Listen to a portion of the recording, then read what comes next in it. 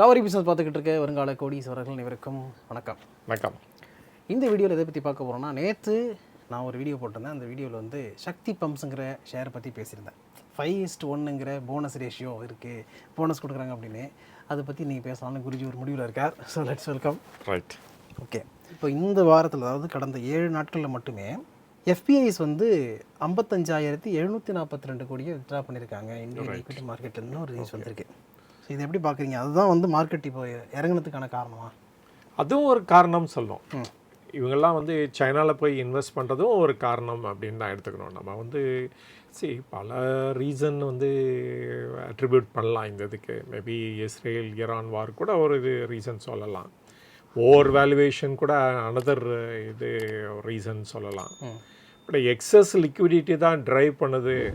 இந்த மாதிரி ஓவர் வேல்யூவேஷனுக்கும் அதுக்கும் ஒரு ரீசன் இருக்குது. ஆனால் என்னையாவது எப்பொழுதுமே ஓவர் வேல்யூவேஷன் இருக்கும்போது ஒரு கரெக்டான தானே நல்லது.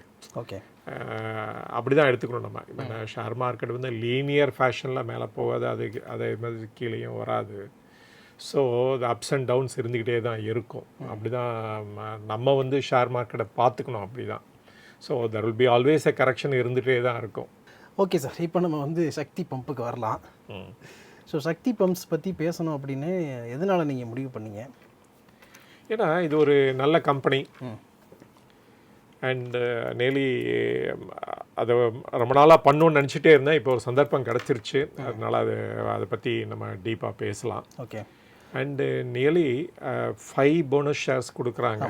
அண்டு எஸ்பெஷலி இந்த லாஸ்ட் குவார்ட்டர் பார்த்திங்கன்னா இவங்களுடைய பர்ஃபார்மன்ஸ் வந்து வெகுவாக இன்க்ரீஸ் ஆகிருக்கு.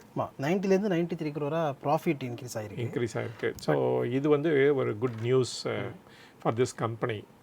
அண்டு இவங்கக்கிட்ட நிறைய ரிசர்வ்ஸ் வேறு அக்குமுலேட் ஆகிருக்கு.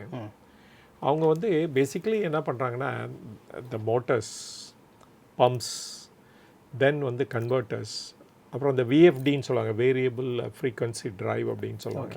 இந்த மாதிரி இந்த என்டையர் திங்கும் அவங்க பண்ணுறாங்க. And they are leaders in certain இதில். சம்மர்சிபிள் பம்ப் அப்படின்னு சொல்லுவாங்க. தட் இஸ் தண்ணிக்குள்ளே இருக்கும் அது பம்ப்பு, அங்கேருந்தே ஆப்ரேட் பண்ணுவாங்க. ஸோ அந்த இதிலெல்லாம் இவங்க லீடராக இருக்காங்க. வேரியஸ் பிளான்ஸ் வச்சுருக்காங்க. இந்தியாவில் மட்டும் பிஸ்னஸ் இல்லை, ஈவன் அப்ராட்லேயும் வச்சிட்ருக்காங்க. Especially United Arab Emirates and யூஎஸ்லேயும் இவங்களுடைய ஹோல்லி ஓன்டு சப்சிடரிஸ் இருக்குது. இந்த கம்பெனி ஏன் ப்ராமினன்ஸ் அண்ட் இம்பார்ட்டன்ஸ் இப்போ கிடச்சிச்சு அப்படின்னா, பிஎம் குசும் ஃபண்ட் அப்படின்னு ஸ்கீம்னு ஒன்று இருக்குது. அதாவது இந்த பம்ப்லாம் எஸ்பெஷலி இந்த ரூரல் ஏரியாஸில் இருக்குது பாருங்கள். இந்த பம்ப்லாம் ஆப்ரேட் பண்ணுறதுக்கு இவங்க வந்து நார்மலாக இந்த டீசல் அந்த மாதிரி இல்லாட்ட ஆயில் அந்த இதை யூஸ் பண்ணி ரன் பண்ணுவாங்க. இன்ஸ்டெட் கவர்மெண்ட் ஆஃப் இந்தியா ஒரு ஸ்கீம் அனௌன்ஸ் பண்ணாங்க. இதுக்கு வந்து ஒரு சப்சிடி கொடுக்கப்படும் அப்படின்னு சொல்லியிருந்தாங்க. அதில் 30% சென்ட்ரல் கவர்மெண்ட்டும் 30% ஸ்டேட் கவர்மெண்ட்டும் பேலன்ஸ் 40% அந்த ஃபார்மர்ஸே போடுறவங்களுக்கு இது பெனிஃபிட் கிடைக்கும். ஏன் அப்படின்னா, இந்த சோலாரும் எல்லா இடத்துக்கும் பரவலாக போய் சேரணும். நீங்கள் பார்த்தீங்கன்னா வில்லேஜ்லலாம் போய் பார்த்தீங்கன்னா நிறைய பேரன் லேண்ட் நிறைய இருக்கும். அண்டு அந்த இதெல்லாம் ஒன்றுமே தரிசாக ஒரு இதுவும் அங்கே விளையாது வேறு. ஸோ அந்த இதெல்லாம் ஏரியாவில் நல்லா யூஸ் பண்ணோம்னா பவரும் ஜென்ரேட் ஆகும், என்வாயன்மெண்ட்டும் ஃப்ரெண்ட்லி ஆகும். அதே சமயத்தில் அந்த நிலம் வச்சுருக்கவங்களும் அதை வந்து செயல்படுத்துகிறவங்களுக்கும் அவங்களுக்கு ஒரு ரிட்டர்ன் கிடைக்கும்.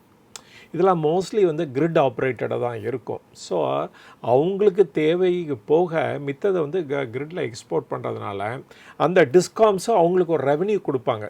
ஸோ அந்த பேசிஸில் இந்த ஸ்கீம் இன்ட்ரடியூஸ் பண்ணாங்க. இதில் வந்து இந்த கம்பெனி வந்து பைனியராக வந்து இதில் என்ட்ரு பண்ணி இதை வந்து நிறைய ஆர்டர்ஸ் வாங்கிட்டாங்க. ஓகே. இப்போ கூட பார்த்தீங்கன்னா nearly about 2000 crores worth of order கையில் வச்சுருக்காங்க. பழைய பல ஸ்கீமுக்கு. அதில் வந்து இந்த பிஎம் குசும் ஃபண்டோட ஸ்கீமுக்கும் இவங்களுக்கு நிறைய ஆர்டர்ஸ் கையில் வச்சிட்ருக்காங்க. இவங்க வந்து ஸ்டேட் கவர்மெண்ட்ஸோட சேர்ந்து கொலாபரேட் பண்ணி இதை இம்ப்ளிமெண்ட் பண்ணிட்டு இருக்காங்க. ஸோ அதனால தான் இவங்களுடைய பர்ஃபார்மன்ஸ் பார்த்தா இந்த பாஸ்ட் 2 இயர்ஸாக ஃபினாமினலாக இன்க்ரீஸ் ஆகிருந்துச்சு. ஆக்சுவலாக இந்த ஸ்கீம் வந்து 2018-19 வந்துருச்சு. ஓகே, அப்போலேருந்து இவங்க செயல்படுத்திட்டு தான் இருக்காங்க.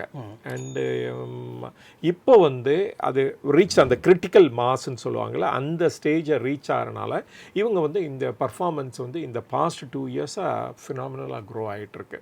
ஓகே, சரி, அதனால தான் நீங்கள் அந்த டாப் லைனும் சரி அந்த bottom line there is a ப்ராஃபிட்டும் சரி நல்லா க்ரோ ஆகிருக்கு. ஓகே, இவங்க ROE ROC அதெல்லாம் பார்த்தீங்கன்னா இஸ் மோர் தென் 20% அது மாதிரி தான் இருக்குது. அண்ட் ஆப்ரேட்டிங் மார்ஜினே வந்து இன்க்ரீஸ் ஆகிருக்கு, 21லேருந்து 24 இன்க்ரீஸ் ஆகிருக்கு. அண்டு ஒன் மோர் திங் என்னன்னா, it's almost a dead free company.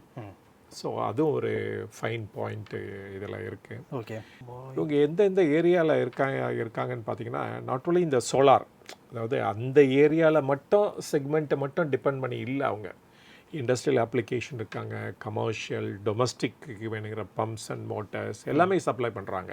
அதனால் இது ஒன் ஏரியா மட்டும் வச்சுக்கிட்டு இவங்க க்ரோ ஆகலை அப்படின்னு தான் நம்ம புரிஞ்சுக்கணும் இதுலேருந்து. இப்போ ஷேர் ப்ரைஸ் வந்து 4600 மேலே இருக்குது.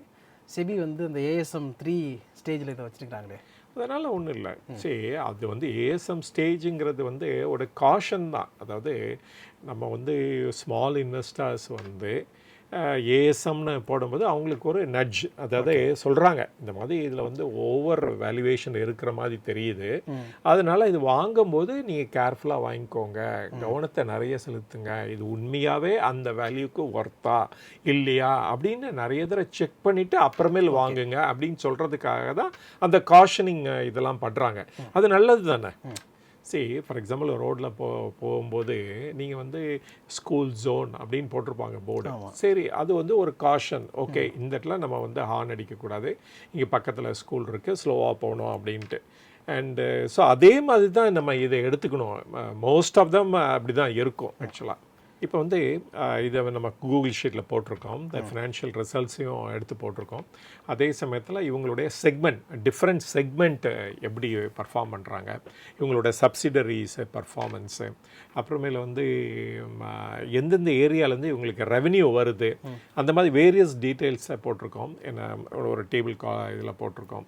நம்மளோட வியூவர்ஸ்லாம் அதை பார்த்து பயனடைஞ்சிக்கலாம். ஓகே, இப்போ Q1 ரிசல்ட் பார்த்தோன்னா 5676 மில்லியன் கொடுத்துருக்காங்க, 567.6 கோடி. எபிட்டா 135.9 கோடியாக இருக்குது, 23.9% மார்ஜின் இருக்குது. அண்ட் ப்ராஃபிட் வந்து 92.6 கோடியாக இருக்குது, ப்ராஃபிட் மார்ஜின் 16.3 வச்சுருக்காங்க. ஓகே, இதோட வீடியோ வாங்கிட்டு பண்ணிக்கிறோம். இதில் இவ்வளோ நேரம் பேசுனது எல்லாமே எஜுகேஷனல் பர்பஸ்க்காகவும் இன்ஃபர்மேட்டிவ் பர்பஸும் மட்டும் தான், சஜஷனோ அட்வைஸோ கொடுக்குறதாக இல்லை. அதனால் இந்த ஸ்டாக்கை வாங்கணும்னு நினச்சிங்கன்னா நல்லா தெரிஞ்ச செபி ரிஜிஸ்டர் அட்வைசரை கேட்டுக்கிட்டு நீங்களாவே ஓன் ரிசர்ச் பண்ணிவிட்டு அதுக்கப்புறம் வாங்க. அடுத்து ஒரு நல்ல வீடியோ மீட் பண்ணலாம். அது வரைக்கும் உங்களை நீங்கள் பத்திரமா பார்த்துங்க, நல்லபடி இன்வெஸ்ட் பண்ணுங்கள். தேங்க்யூ.